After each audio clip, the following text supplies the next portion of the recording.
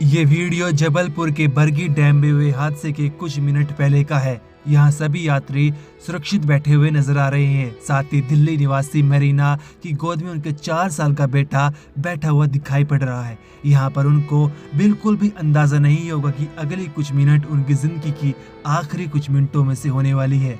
लेकिन सबसे हैरान करने वाली बात यह है कि किसी के पास भी लाइफ जैकेट नहीं है। अब आप इसे लापरवाही कहेंगे या फिर एक साजिश, लेकिन जब पानी बोट में भर जाता है और पानी के तेज बहाव से बोट इधर उधर होने लगती है तो तब जाकर बोट के कैप्टन की आंखें खुलती है और फिर जल्दी जल्दी में बंद पैकेट में रखी हुई लाइफ जैकेट खोलते हुए नजर आ रहे हैं। अब इस वीडियो में आप देख सकते हैं कि दिल्ली निवासी मरीना ने कैसे अपने 4 साल के बेटे को एक ही लाइफ जैकेट में बांधा हुआ है। शायद इस समय उन्हें खतरे का अंदाजा हो गया है। तभी मरीना अपने परिवार को वीडियो कॉल करके अपनी जान बचाने के लिए गुहार लगाती हुई नजर आती है और कहा था कि ऊपर वाले से हमारे बचने की प्रेयर करो। कुछ भी नहीं दिया था, सेफ्टी भी कुछ भी नहीं थी। जब वो डूब रहे थे, जहाज पलट गया था, तब मेरे ब्रदर इन लोगों ने लाइफ जैकेट लेके फेंक के दिए कि आप ये लो बचो। मेरी सिस्टर इन लॉ थी, उनका 4 साल का बेटा था, उसमें ही उसको फंसाया था सेट करने के लिए कि बचो किसी तरह से।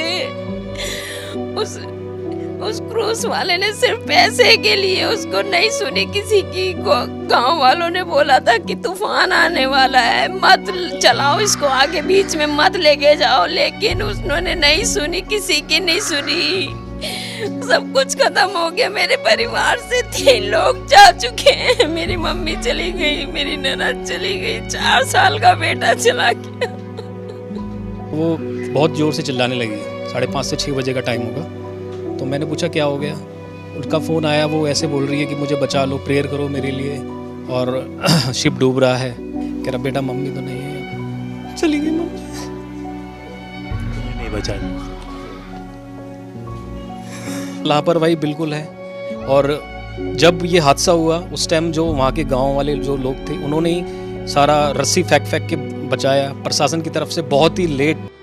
लेकिन जब ये अवस्था इतनी चरमराई हो और हवा और बारिश के अलर्ट के बावजूद बोट मालिक बोट को पानी में ले जाए तो फिर ऊपर वाला क्या ही कर सकता है। देखिए, यही सबसे गंभीर बात है नेहा, जो आपने जिक्र किया। जांच चल रही है। छिंदवाड़ा में बच्चे कफ सिरप पी के मर जाते हैं, जांच चल रही है। भागीरथपुरा में पानी पी के लोग मर जाते हैं, जांच चल रही है। और अब ये हादसा, ये कोई प्राइवेट क्रूज बोट नहीं बल्कि मध्य प्रदेश पर्यटन का क्रूज बोट है। और ये मामला इसलिए गंभीर हो जाता है क्योंकि ये अकेला इलाका नहीं है नेहा जहाँ पे एमपी टूरिज्म जो है वो अपने क्रूज को संचालित कर रहा है। मध्य प्रदेश में ऐसी 5 करीब जगह होंगी और इसी तरीके की बड़ी जलराशि है। भले ही वो ओंकारेश्वर डैम के पीछे सैलानी रिजॉर्ट हो, या अगर हम बात करें मढ़ई, जो तवा डैम के बैकवाटर में बना हुआ मढ़ई रिजॉर्ट है, वहाँ पे क्रूज चलता है। गांधी सागर में, जो कि गांधी सागर डैम के पीछे का बैकवाटर है मंदसौर जिले में, वहाँ क्रूज बोट चलता है। ये तमाम क्रूज एमपी टूरिज्म के हैं और बड़े ज़ोर शोर से इनका प्रचार किया जाता है। लेकिन हालात देखिए आप, ये वो बोट है जो क्रूज बोट यहाँ एमपी टूरिज्म चला रहा था।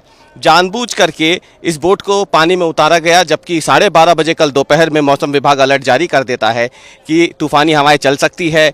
येलो अलर्ट है आपके जबलपुर के लिए, आसपास के सभी इलाकों के लिए। और देखिए, मौसम विभाग ने जो अलर्ट जारी किया था वही हुआ। 12:30 बजे अलर्ट जारी होता है, 5:15 बजे के लगभग तूफानी हवाएं चलनी शुरू होती है और 5:30 बजे ये नाव जो है वो अपने गंतव्य से करीब 500 मीटर दूर गहरे पानी में समा जाती है। और डर देखिए आप, ये नाव अब पूरी निकल चुकी है, लेकिन अब जो 6 लोग लापता हैं वो इस नाव के भीतर नहीं हैं।